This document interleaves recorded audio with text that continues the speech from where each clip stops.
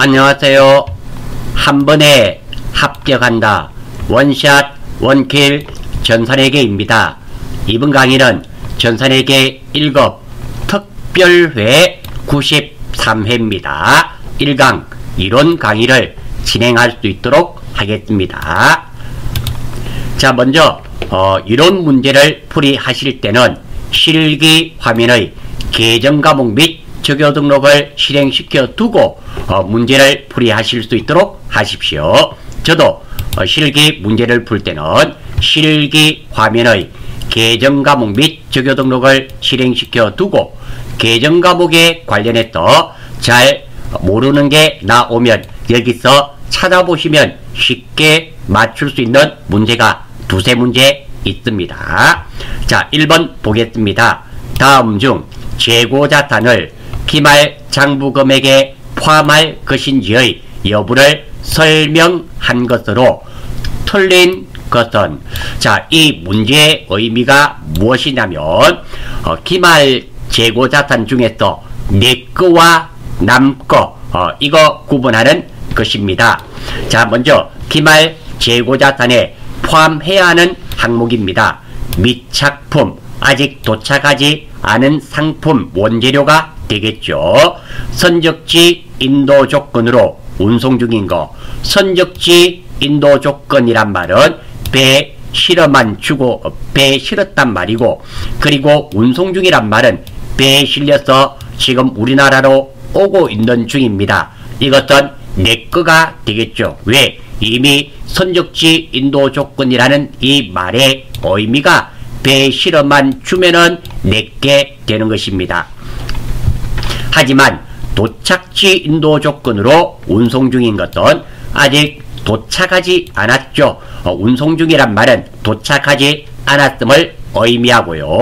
그리고 인도 조건이니까 아직 도착하지 않았기 때문에 이것은 남거, 그러니까 재고자산에서 제외가 됩니다. 시송품입니다. 시송품, 말이 조금 어려워 보이는데요. 체험분을 연상하시면 됩니다. 그러니까 일주일 동안 먹어보고 마음에 들면 사서 써라, 이런 겁니다. 그게 시용 판매가 되겠죠. 매입자의 매입 의사가 있으면 팔린 겁니다. 그래서 재고자산에서 제외되고요. 매입자의 매입 의사가 없으면 내게 되겠죠. 물론 기한이 경과되더라도 기간이 일주일인데 8일째입니다. 이렇게 넘어가 버리면 팔린 거로 보게 됩니다. 즉송품, 이것도 말이 조금 낯설죠. 서점을 생각하시면 됩니다. 위탁 판매. 자, 내가 출판사고 출판사이고 책을 만들어 파는 회사라 생각하시면 쉽게 해결됩니다. 수탁자는 대신 팔아주는 업체가 되겠죠. 지금은 서점이 될 겁니다. 내가 출판사인데 서점에 팔아달라고 했습니다. 수탁자, 서점이 판매했어요. 그러면 팔린 거죠. 내 재고자산에서 제외되고요. 내가 출판사인데 서점에게 팔아달라 했는데 서점이 아직 가지고 있어요. 반품 받아야 되겠죠. 이것은 내게 됩니다. 그리고 할부 판매 상품입니다. 대금을 아직 받지 못했다 하더라도 내게 아니라 팔린 거로 보겠다라는 겁니다. 이것이 기말 재고자산에 포함되어야 할 항목입니다. 자, 한번 볼게요. 틀린 것 찾는 것입니다. 즉송품입니다. 즉송품 하면 출판사와 서점을 생각하시면 된다 그랬죠. 기말 현재 판매되지 않은 즉송품은 수탁자의 재고자산에 포함된다. 그렇죠? 아니죠. 즉송품인데 수탁자의 재고자산이 아니라 위탁자가 되겠죠. 위탁자의 재고자산에 포함됩니다. 1번 틀렸네요. 그러니까 수탁자는 서점이라 그랬잖아요. 서점의 재고자산이 아니라 내거, 내가 위탁 판매하잖아요. 그러니까 위탁자의 재고자산이 됩니다. 그래서 1번이 틀렸네요. 2번 시송품, 먹어보고 일주일 동안 먹어보고 마음에 들면 사서 써라. 고객이 구매 의사를 표시하기 전까지는 판매자의 재고자산에 포함된다. 즉 내 거란 말이죠. 먹어보고 있는 사람이 아직 구매 의사를 표시하지 않았을 때는 그것은 내 거에 맞습니다. 할부 판매 상품 대금이 모두 회수되지 않았다고 하더라도 상품의 판매 시점에서 판매자의 재고자산에서 제외한다. 내게 아니다. 남 거에 맞습니다. 미착 상품 선적지 인도 조건인 경우에 배 실어만 주면 내 거인 경우에는 상품이 선적된 시점에 소유권이 매입자에게 이전되기 때문에 내 것이 되기 때문에 미착 상품은 매입자의 재고자산에 포함됩니다. 예, 맞는 말이네요. 따라서 정답은 1번 문제이며 1번이 되겠으며 이 문제도 간간히 출제되는 문제이니까 누구 거 이것은 내 거다 남 거다 그거 하는 겁니다. 아울러서 선생님 이게 내 거든 남 거든 그게 무슨 관계가 있나요? 관계가 있죠. 한번 생각해 보세요. 우리 매출원가는 어떻게 해요? 기초상품 재고액 플러스 단기 매입액, 단기 순매입액 마이너스 기말상품 재고액입니다. 자, 기말상품 재고액이 올라가면 올라갈수록 매출원가가 떨어져요. 그리고 기말상품 재고액이 내려가면 내려갈수록 매출원가가 올라가죠. 매출원가가 오르락 내리락 하면 매출이익이 달라지게 되고요. 매출이익이 달라지면 영업이익이 달라지며 영업이익이 달라지면 당기순이익이 달라지죠. 그래서 이익에 상당한 영향을 미치기 때문에 이런 문제가 출제됩니다. 2번 다음 중 재무 상태표에 대한 설명으로 틀린 것은 간단한 문제일 것 같습니다. 재무 상태표는 일정 시점 맞죠? 일정 기간은 손익계산서가 됩니다. 현재 기업 실체의 재무 상태에 대한 정보를 제공하는 보고서로서 구성요소는 자산, 차변의 자산, 대변의 부채 및 자본이 있네요. 예, 1번 정확한 표현입니다. 2번 자산에 내재된 미래의 경제적 효익이란 직접 또는 간접적으로 기업 실체의 미래 현금 흐름 창출에 기여하는 잠재력을 의미합니다. 예, 2번도 맞는 말이네요.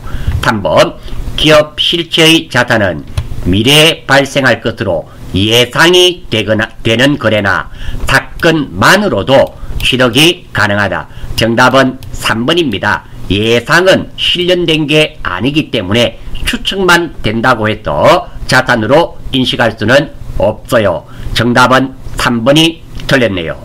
4번 자본은 기업 실체의 자산 총액에서 부채 총액을 차감한 잔여액 또는 순자산으로 자 여기 먼저 자본은 자산 총액에서 부채 총액을 빼는 것, 즉 자본은 자산 마이너스 부채라는 의미입니다.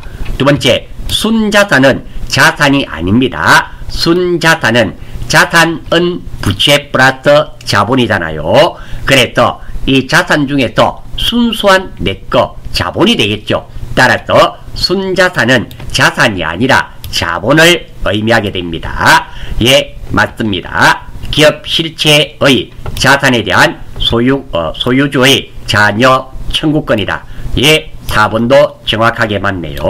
따라서 정답은 3번이 될 수밖에 없습니다. 3번 다음은 재무제표의 기본 가정에 대한 설명이다.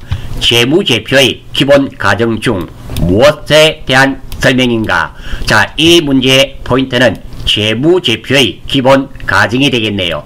이거 전산에게 2급 하면서 나왔던 거래요. 재무제표의 기본 가정입니다. 먼저 기업 실체의 가정, 계속 기업의 가정, 기간별 보고의 가정 세 가지가 있죠. 기업 실체의 가정은 기업을 하나의 독립된 주체로 보고 기업 실체를 중심으로 경제적 현상을 재무제표에 보고해야 하는 가정입니다. 소유주와 분리하는 개념이죠. 계속 기업의 가정입니다. 말 그대로예요. 기업은 작년에도 하고 올해도 하고 있으며 내년에도 계속 할 것이다. 이런 개념입니다. 즉 기업이 계속 유지된다는 개념이며 이 개념이 감가상각의 이론적 근거가 되는 거예요. 기간별 보고의 과정입니다. 기간별로 여기서 말하는 기간별은 주로 1기, 2기, 1년 단위가 주로 되겠습니다.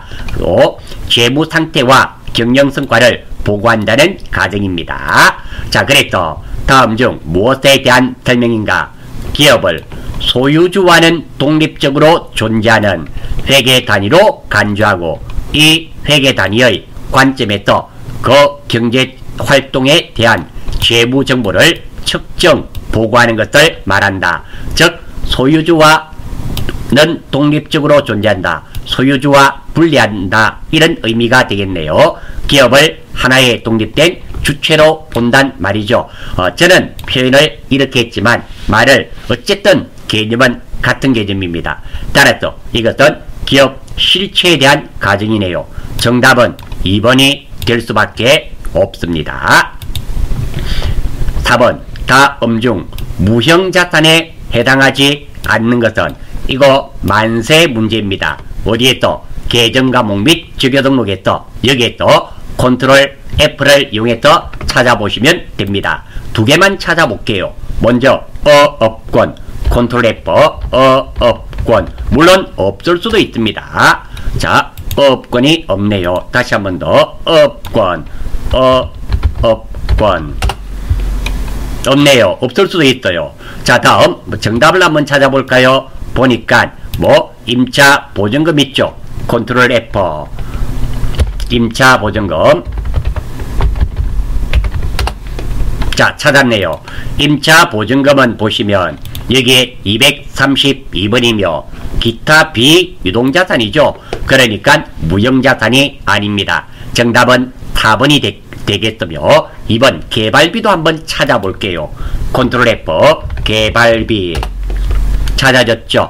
자 아래쪽에 경상연구개발비는 아닙니다. 비용이고요. 개발비가 무형자산이죠. 경상연구개발비는 아니고 우리가 찾는 것은 개발비를 찾습니다.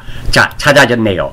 자 여기 보니까 개발비 나왔죠. 위쪽으로 한번 올려볼까요? 살살 올려보면 위쪽에 무형자산으로 나와 있습니다. 이렇게 간단하게 찾으실 수가 있어요. 너무 간단한 문제인데 이런 문제를 틀려가지고는 합격자 명단에 없다. 이래 생각하시면 됩니다. 다음입니다. 5번 다음 중 자본의 분류와 해당 계정 과목의 연결이 잘못된 것은 사실은 이 문제는 감자 주세요와 관련이 있는데요. 이렇게 자본 계정 과목들이 나오면 어디서 계정 과목 및 주교 등록에서 찾아보시면 너무 쉽게 맞출 수 있습니다. 두 번째입니다. 저도 솔직하게 계정 과목 자본의 분류 다 못 외우고 있습니다. 여러분들도 못 외우실 수 있죠. 그 많은 것들 어떻게 다 외우고 있겠습니까? 하지만 못 외운다 하더라도 계정 과목 및 주교 등록을 실무를 잘 활용하시면 찾으실 수가 있습니다. 자 주식 발행 초과금 한번 볼게요. 자본 잉여금이라 그러네요. 자 컨트롤 F입니다. 주식 발행 초과금 물론 없는 경우도 있어요. 자 여기 보면 주식 발행 초과금 위에 파란색으로 자본 잉여금 2번 맞는 말이 되겠죠. 감자 차익 틀렸네요. 컨트롤 F 감자 차익 감자 차익 찾았죠. 자 감자 차익 여기 있고요. 자본 잉여금입니다. 그런데 문제에서는 보기에서는 자본 조정으로 나왔죠. 틀렸던 거예요. 그래서 정답은 3번입니다. 그리고 또 하나 더 여러분들 자본 계정들 감자 줄까요? 고구마 줄까요? 했을 때 여러분들 감자 주세요 해야 됩니까? 고구마 주세요 해야 돼요. 자격증 딸 때까지는 무조건 감자 주세요. 감자를 드셔야 됩니다. 왜? 감자 주세요. 감자 차익, 감자 차손. 자, 자기 주식 처분이익, 자기 주식 처분 손실 주세요. 주식 발행 초과금 주식 할인 발행 차금, 이거 외에도 매도 가능증권 평가익, 매도 가능증권 평가 손실은 자본 계정들이라서 실무에 나오면 반드시 반대 계정을 조회해서 문제를 풀어야 하기 때문에 중요한 계정 과목입니다. 아무튼 5번 문제를 맞추는 데는 큰 문제가 없습니다. 6번 다음은 회계상의 거래 결합 관계를 표시한 것이다. 옳지 않은 것은 전산에게 2급 정도 해당되는 문제네요. 사무실 청소비 30만원을 현금으로 지급하다. 자, 이거 일당 주는 거죠. 일용직 직원에게 일당 주는 것은 잡급이라 그러죠. 잡급. 물론 회사마다 이 청소비를 다르게 처리하는 경우도 있습니다. 저는 일당 주는 거로 생각해서 잡급으로 했어요. 그리고 대변에는 현금이 되겠네요. 비용이 발생되었고 자산이 줄어들었죠. 비용 발생, 자산 감소. 1번 맞습니다. 2번 책상을 100만원에 현금 구입하였다. 책상 비품이죠. 비품 100만원, 자산 증가되었고 현금 100만원, 자산 감소되었죠. 정답은 2번이 틀렸네요. 자산 증가가 아니라 차변은 자산 감소가 아니라 자산 증가가 되었죠. 정답은 2번입니다. 3번, 4번 보기는 간단한 문제이며 제가 적어두었으니까 참고하시면 되겠습니다. 7번 기말 현재 보유하고 있는 유가증권 현황이 다음과 같을 경우 손익계산서에 계산될 금액은 얼마인가? 자, 유가증권 우리 크게 세 가지가 있죠. 단기 매매증권, 만기 보유증권, 그리고 매도 가능증권이 있습니다. 자, 먼저 취득원가 100만원의 갑회사 주식 단기 보유 목적 시장성이 있음. 자, 이것 보고 알 수 있는 거 무엇? 이 주식은 단기 매매증권이네요. 기말 공정가치, 기말 공정가액이란 말 자주 나오죠. 공정가액은 시장가격으로 받아들이시면 됩니다. 사고 싶을 때 살 수 있는 가격, 팔고 싶을 때 팔 수 있는 가격이 됩니다. 두 번째, 취득원가 900만원의 회사 주식 장기 투자 목적 시장성이 있네요.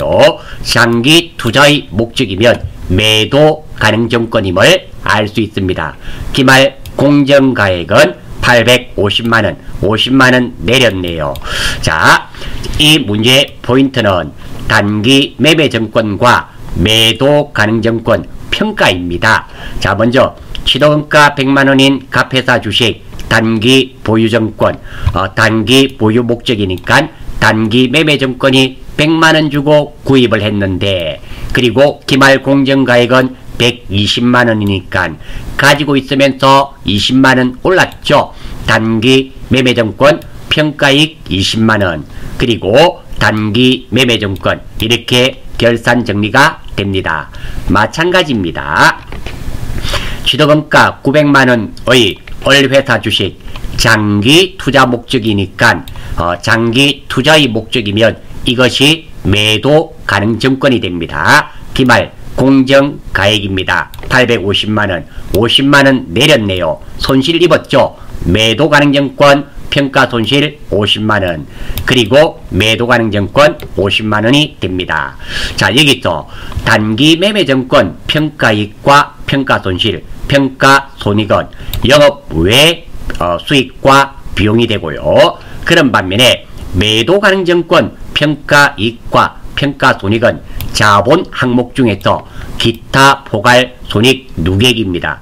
즉 다시 말해서 이 매도 가능증권 평가손실은 손익계산서 항목이 아니라 자본, 재무상태표의 자본 항목이라는 거예요. 따라서 문제에서 물어본 것은 손익계산서에 계산될 금액은 얼마인가? 단기 매매증권 평가이익 20만원은 손익계산서에 계산이 되지만 매도 가능증권 평가손실은 자본에서 빼야 되는 그런 항목입니다. 그래서 정답은 2번 문제가 되겠네요. 자, 7번 문제는 이거죠. 이것은 단기 매매증권이며 그리고 장기 투자 목적은 매도 가능증권이라는 거 먼저 장기 투자 목적이 매도 가능 증권이라는 거 하나 알아주셔야 되고요. 1번입니다. 두 번째, 매도 가능 증권 평가 손익은 손익계산서 항목이 아니라 자본 항목이라는 거, 이것을 아시면 7번 문제는 쉽게 맞추실 수 있는 문제가 되겠습니다. 8번, 다음 중 재무 상태표상 비유동부채로 분류되는 것은 매입채무 두 가지가 있죠. 외상 매입금과 지급금.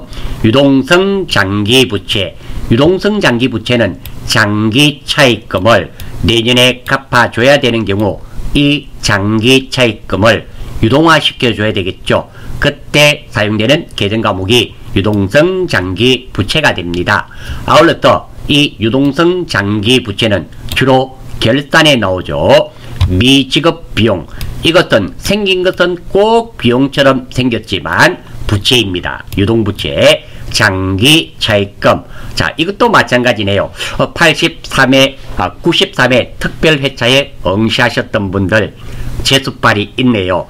계정과목 및 적용등록에서 찾는 문제가 벌써 3문제나 나왔습니다. 장기 차입금은 비유동부채죠. 한번 찾아볼게요. 두 개만 한번 찾아보겠습니다. 미지급 비용과 장기 차입금만 한번 찾아볼게요.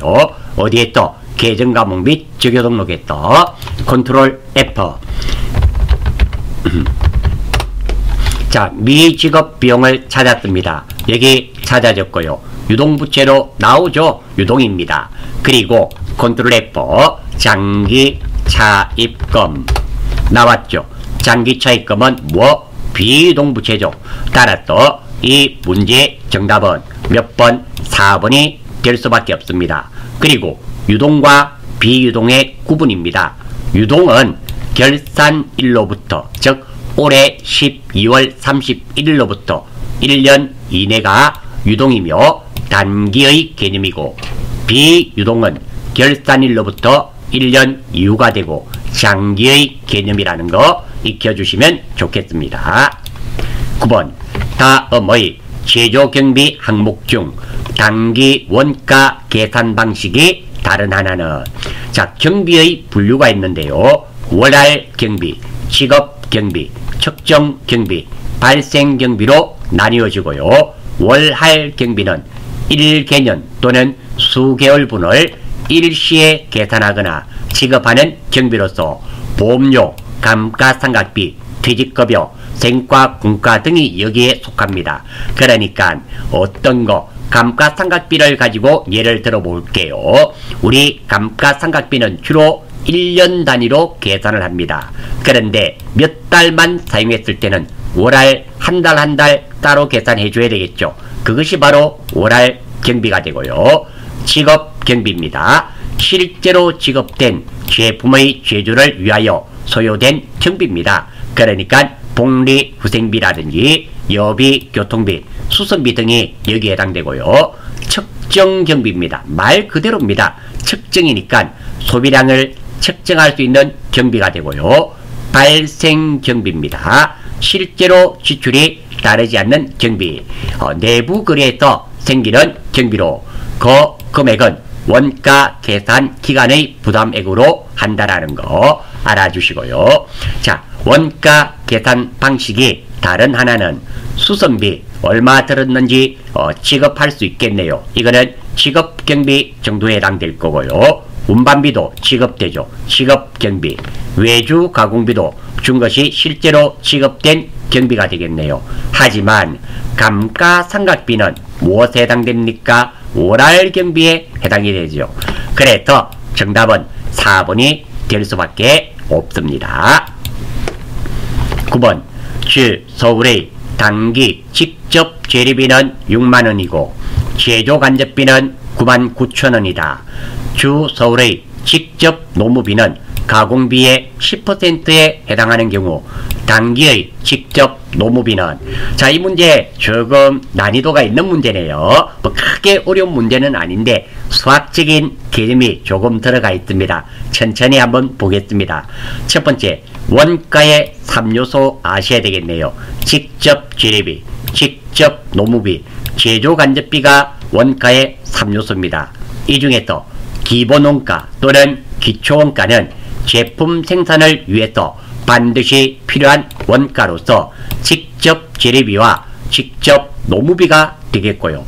가공원가 또는 가공비라 그러죠. 제품을 생산하기 위해서 들어가는 노동력과 기타 부대 비용을 의미하게 되며, 쉽게는 갈고 닦고 조이고 하는데 들어가는 원가입니다. 사람이 해야 되겠죠. 직접 노무비와 전기라든지 기계 같은 게 들죠. 제조 간접비입니다. 그래서 원가의 3요소 중에서 직접 재료비와 직접 노무비는 기초원가가 되고요. 그리고 직접 노무비와 제조 간접비는 가공비가 되는 겁니다. 지금은 가공비의 10%라 그랬습니다. 직접 노무비가 그렇습니다. 자, 그러니까 직접 우리가 구해야 되는 것은 직접 노무비인데요. 이 직접 노무비는 가공비의 10%네요. 가공비 곱하기 10%가 됩니다. 이 가공비는 무엇 더하기 무엇이었습니까? 직접 노무비 플러스 제조 간접비입니다. 그래서 직접 노무비 플러스 제조 간접비 곱하기 10%를 했습니다.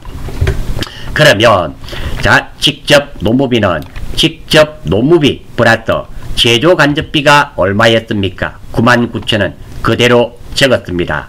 곱하기 10%가 되고요. 이때 직접 노무비를 X로 치환을 해버릴게요. 그러니까 이것을 X로 하겠단 말입니다. 그러면 이게 X가 되겠죠. 그러면 X는 10%니까 0.1을 다 곱해버립니다. 0.1X. 왜? 직접 노무비가 X니까. 그리고 99,000원에 10%니까 9,900원이 되겠네요. 다음입니다. 이항을 하겠습니다. 0.1X를 이꼴 왼쪽으로 이항을 하게 되면은 X-0.1X는 9,900원이 되네요.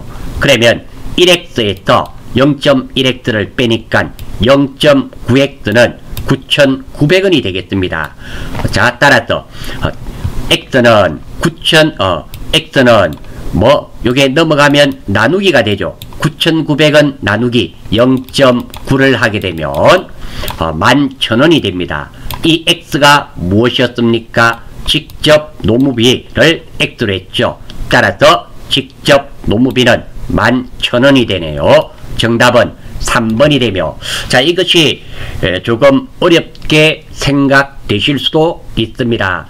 간단한 수학의 개념이 들어가 있네요. 그래서 조금 힘들다고 느끼실 수는 있지만 크게 어려운 건 없습니다. 문제도 직접 노무비는 가공비의 10% 했기 때문에 요대로 그대로 적었고요. 가공비 대신에 직접 노무비와 제조 간접비를 적었습니다. 그리고 제조 간접비는 주어졌기 때문에 99,000원 그대로 적었어요. 이런 게 등식이 마련되고요. 이걸로는 풀 수가 없다라는 겁니다. 이때 직접 노무비를 X로 바꿔두면 돼요. 그러면 이게 X가 되겠죠. 그래서 0.1을 각각 곱해버립니다. 그러면 X는 0.1X 곱하기 9,900원이 되고, 그리고 X-0.1X는 9,900원이라는 등식이 만들어지며 0.9X죠. 왜? 1X에서 0.1X를 빼니까 9,900원입니다.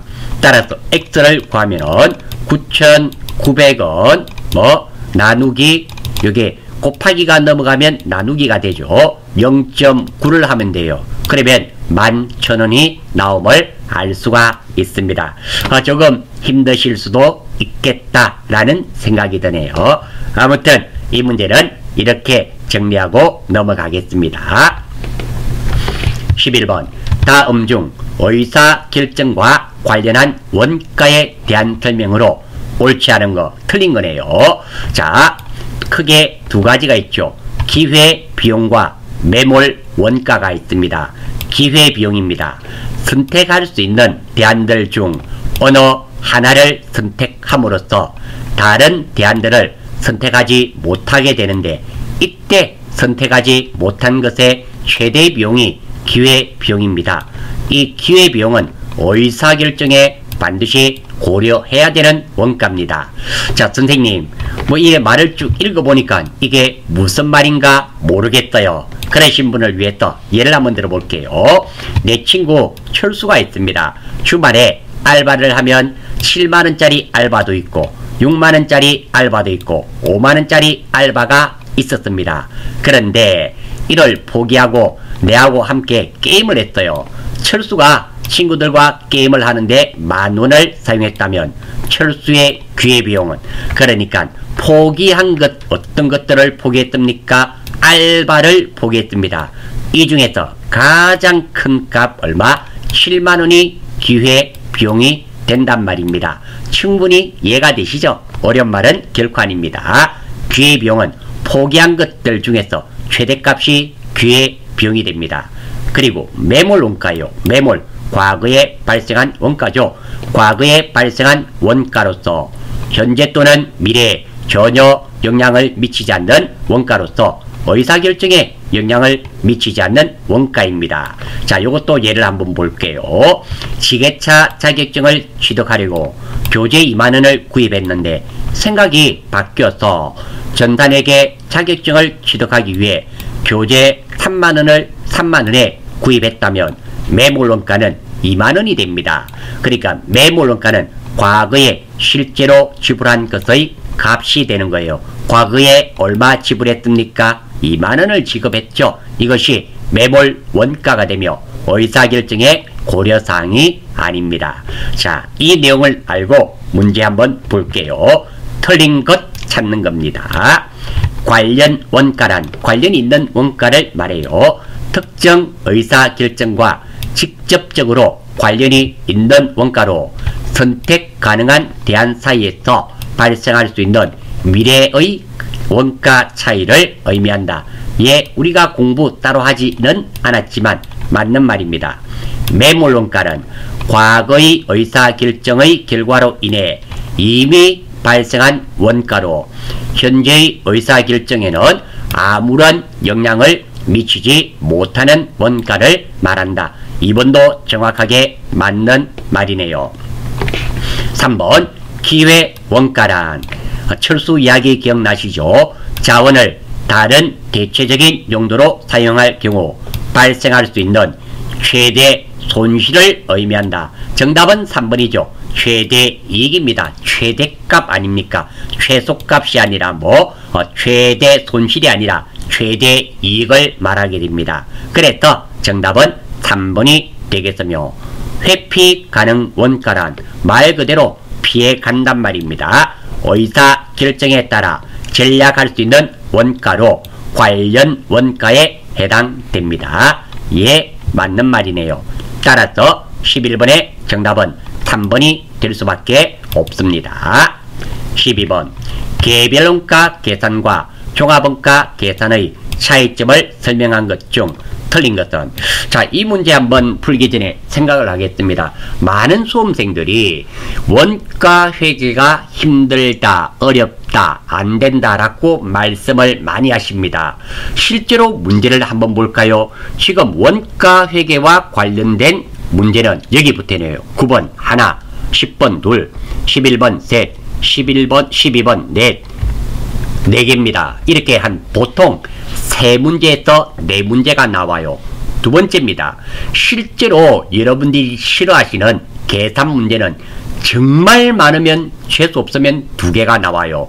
보편적으로 하나가 나옵니다. 나머지는 이런 내용들입니다. 그러니까 일단 계산하고 어렵고 복잡한 것은 힘드시면 빼놓으시고요. 이런 문제를 맞추시면 합격하시는데 전혀 지장이 없다라는 거. 그래서 너무 부담스러워 하실 필요가 없다라고 정의를 내리면서 문제 한번 보겠습니다. 개별원가, 종합원가 틀린 것 찾는 거네요. 한번 볼게요. 개별원가와 종합원가입니다. 개별원가, 다 품종, 소량, 주문 생산하는 업종에서 채택합니다. 주로 수작업하는 업종이며 비싸죠. 고가입니다. 그리고 작업 원가표에 의해서 원가를 집계합니다. 장점, 원가 계산이 정확합니다. 그럴 수밖에 없습니다. 각각 원가를 계산하기 때문입니다. 단점, 원가 계산에 많은 노력과 비용이 필요합니다. 그렇죠. 정확한 대신에 시간과 노력이 많이 듭니다. 업종으로는 건설업, 기계 제조업, 항공기 제조업, 조선업 등 이렇게 비교적 단위당 가격이 고가인 제품에 적용이 됩니다. 그런 반면에 종합원가는 소품종 대량 생산하는 업종에서 채택합니다. 자, 우리 회사는 어떤 원가를 채택할까요?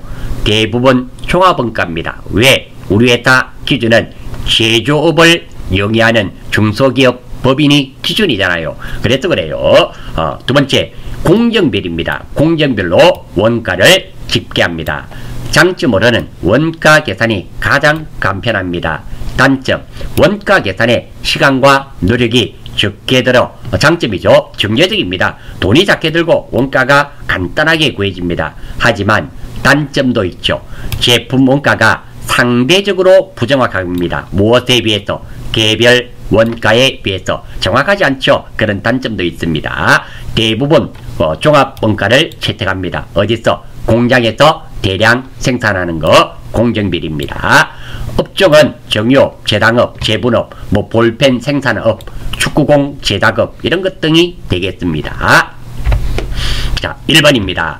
종합 원가 계산은 동종 제품의 연속 대량 생산 형태에 적합하다. 그렇죠. 공장에서 생산하는 거 맞습니다. 종합 원가 계산의 핵심 과제는 완성품 환산량을 계산하는 것이다. 자, 예, 2번도 맞는 말이며 종합원가의 완성품 환산량, 혹시 여러분들 평균법, 선입선출법 들어보셨습니까? 평균법은 기초 제공품이 사용 안되고 선입선출법은 기초 제공품이 사용된다라는 거 그때 나오는 겁니다. 예, 맞습니다. 개별 원가 계산은 공정별 틀렸죠? 정답은 3번입니다. 공정별은 어디에 있다? 공정은 공장이죠. 공장이니까 개별 원가가 아니라 종합 원가에 해당됩니다. 그래서 답은 3번 쉬운 문제입니다. 개별 원가 계산은 종합 원가 계산에 비해 제품별 정확한 원가 계산이 가능하다. 그렇죠. 개별 원가가 종합 원가에 비해서 정확도가 높죠. 예, 맞는 말입니다. 따라서 정답은 3번이 되겠네요. 13번. 다음 중 부가가치세법상 수정 전자세금 계산서를 발급할 수 없는 경우는 첫 번째, 처음 공급한 재화가 환입된 경우. 예, 1번 맞습니다. 요거 AT 공부하신 분은 수정 세금 계산서 발행하는 거 아마 많이 해보셨으리라 생각되는데 1번 맞는 말입니다. 두 번째, 해당 거래에 대하여 세무조사 통지를 받은 후에 세금 계산서의 필요적 기재사항이 잘못된 것을 확인하는 경우. 정답은 2번입니다. 세무조사 통지를 받은 후에 수정 세금 계산서를 발행할 수가 없습니다. 그래서 정답은 2번이 되고요. 착오로 전자 세금 계산서를 이중으로 발행한 경우, 이럴 때 수정 세금 계산서를 발행할 수 있고요. 과세 기간의 확정 신고 기한까지 경정할 것을 전혀 알지 못한 경우로서 필요적 기재사항이 착오위의 사유로 잘못 기재된 경우에 해당됩니다. 따라서 정답은 2번이 되겠으며, 요것은 하나 기억해 주시는 길밖에 없겠네요. 왜? 법이니까. 죄송합니다. 저도 설명을 여기까지밖에 못하겠습니다. 14번. 다음 부가가치세법상 다음의 매입세액 중 매출세액에서 공제되는 매입세액은, 그러니까 이것들 중에서 4개 중에서 3개는 불공이고 1개는 매입세액 공제가 되는 겁니다. 따라서 이 문제는 불공입니다. 불공, 매입시 부가세를 납부하였지만 매출세액에서 공제받지 못하는 거, 이것들 모르면 우리 매입 매출전표 작성이 불가능하죠. 한번 볼게요. 첫 번째, 토지 구입에 따른 부대 매입세, 기부금, 접대비, KTX, 항공권, 택시요금 매입세, 승용차 구입과 임차 및 유지에 관한 매입세. 다만 1000cc 이하 승용차는 매입세 공제가 됩니다. 그리고 승용차의 범위는 8인승 이하까지가 승용차의 범주에 들어갑니다. 지퍼형 승용차, 여러분들 알고 계시는 SUV가 되겠죠. 그리고 개인적 용도의 구입 매입세, 사업과 직접 관련이 없는 지출 매입세, 면세 사업 등에 관련된 매입세, 사업자 등록을 신청하기 전의 매입세, 이것들이 불공 사유에 해당됩니다. 지금 공제되는 매입세액입니다. 첫 번째, 접대비 관련 매입세액. 접대비는 그 자체가 불공이네요. 불공. 토지 관련 매입세액. 토지 관련 매입세액. 이것도 불공이죠. 참고로 토지 자체는 면세입니다. 그런데 땅을 사고 팔고 하면서 부대 매입세액이 있어요. 뭐 중개 수수료라든지 뭐 정지 비용, 땅을 평평하게 피는 정지 비용이라든지 이런 건 부가세를 납부하거든요. 그때 그것은 불공이라는 겁니다. 면세 관련 사업 관련 매입세 여기에 나와 있죠. 예, 이것도 불공. 과세 사업용 차는 화물차는 다 매입세액 공제가 됩니다. 따라서 정답은 4번이 되겠으며 문제 14번은 불공 사유에 대해서 알고 있는가 이것을 확인하는 그런 문제가 되겠습니다. 마지막 15번입니다. 다음 중 부가가치세법상 면세되는 재화 또는 용역은, 그러니까 이 중에서 면세는 어떤 것이고, 자, 면세 업종 한번 볼게요. 이것들이 면세입니다. 미가공 식료품, 농축수 임산물, 즉 가공되지 아니한 농축수 임산물입니다. 수돗물, 연탄, 여성 위생용품, 여객 운송. 하지만 항공기, 전세버스, 택시는 제외입니다. 여기서 말하는 여객 운송은 대중교통을 의미하게 됩니다. 택시는 대중교통이 아닙니다. 그리고 우리 KTX 있죠. 일반 열차는 면세지만 KTX는 과세입니다.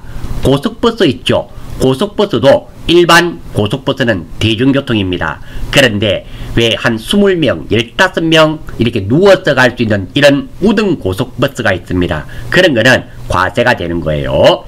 그리고 의료보건 용역, 의료, 약값 이런 거죠. 그리고 교육 용역, 뭐 학비가 되겠습니다. 도서, 그리고 도서 빌려주는 거, 신문, 잡지, 뉴스도 광고는 과세입니다. 뭐 이런 것들이 있고요. 도서관도 면세고요. 박물관, 그리고 토지 조금 전에 말씀드렸죠. 토지 구입하고 팔고는 뭐 면세입니다. 우표도 면세고요. 종교 뭐 이런 것 등이 면세가 됩니다. 이 내용들은 쭉 좀 읽어봐 주시고 맞다 아니다 정도는 판단하실 수 있는 능력이 되시면 좋겠습니다. 자, 광고 용역이네요. 광고는 과세입니다. 광고 제외되어 있는 거 보이죠? 광고는 과세요. 그래서 면세 아닙니다. 인허가받은 교육 용역은 면세요. 다만 학원 중에서 무도학원 있죠. 그리고 자동차 학원은 제외입니다. 솔직히 무도학원 같은 경우는 왜 댄스 있잖아요. 학원. 그거는 뭐 조금 사행성이 아니고 뭐랍니까? 조금 뭐 우리 뭐 국민 정서상 좀 그런 거 이해가 되는데 자동차 학원은 왜 면세인지 잘 이해가 안 되네요. 과세인지 잘 이해가 안 돼요. 무도학원 같은 경우는 왜 댄서, 저는 춤을 나쁘게 생각하지 않습니다. 춤 정말 건전하게 추면 땀도 많이 나고요. 운동도 엄청나게 돼요. 그렇다고 제가 뭐 무도학원을 다닌 적이 있다든지 그런 건 아닌데요. 무도학원을 운영하시는 분을 예전에 한번 알았어요. 물어봤더니 정말 이거 운동 많이 된다. 실제로 한번 보여주던데 땀을 뻘뻘 흘려가면서 무도했어요. 그렇게 좋은 건데 이게 조금 탈선이랍니까? 이쪽으로도 좀 되기 때문에 국민 정서상 얘는 과세한다. 그건 이해가 되는데 자동차 학원은 왜 과세가 되는지 그는 잘 모르겠어요. 아무튼 이것은 과세가 맞습니다. 예, 2번 요거는 면세가 맞습니다. 교육 용역은 면세고요. 요거 두 개는 제외라는 거. 이것도 같이 좀 기억해 두세요. 일반 의약품입니다. 일반 의약품은 과세요. 그러니까 이게 보면 의료보건 용역이 있는데요. 병원 가서 치료받는 거 있죠. 면세입니다. 그리고 우리가 약국에 가서 처방전 가지고 약을 사는 거 있죠. 그것은 면세입니다. 하지만 아저씨 컨디션이 안 좋은데요. 바카스 하나 주세요. 그 과세요. 처방전 없는 약들이 대부분 과세입니다. 그래서 약국은 겸용 사업자입니다. 왜? 과세약도 팔고 면세약도 팔기 때문에 과세와 면세를 겸해서 한다고 겸용 사업자라 그러죠. 일반 의약품은 과세요. 항공기에 의한 여객 운송 용역, 항공기는 제외라 그랬죠. 제외입니다. 과세기 때문입니다. 따라서 정답은 2번이 될 수밖에 없습니다. 자, 그리고 이름으로써 이론 문제 15문제는 마치겠습니다. 강의에 사용한 지금 이 파일입니다. 사용한 원본 PDF 파일이 필요하신 분은 영상 아래에 메일 주소와 필요한 회차를 적어주시면 메일로 발송하겠습니다. 예를 들어서 메일 주소 그리고 몇 회차 이렇게 해주시면 발송하겠습니다. 장점으로는 필기 시간을 줄여 학습의 효율을 최대한 높일 수 있습니다. 단점은 A4지가 많이 들겠죠. 많이 듭니다. 하지만 필요한 페이지만 선택적 출력 시 전략이 가능합니다. 왜 제가 이걸 드릴까라고 생각했느냐 하면 수험생들이 바쁜데 이 화면을 정지시켜 두고 중요한 걸 막 받아 적고 있어요. 물론 나쁜 거 아닙니다. 바쁜데 이거 보면서 익히면 훨씬 시간이 절약되시리라 생각이 되어서 이런 생각을 하게 되었습니다. 다만 전산에게 1급 93회부터 87회까지가 있습니다. 그 이전의 것은 없어요. 죄송합니다. 그리고 92회부터 87회차는 퀄리티가 지금보다는 조금 떨어집니다. 왜? 작년에 올해 쭉 해오던 것이기 때문에 개선이 안 됐던 거죠. 떨어집니다. 양해 바라며 메일은 2021년 내년 1월 4일부터 발송하겠습니다. 지금 변경 작업을 까맣게 된 것을 하얗게 다시 변경하고 있는데요. 시간이 생각보다 많이 소요되네요. 그래서 1월 4일부터 발송할 수 있도록 하겠습니다. 수고하셨습니다.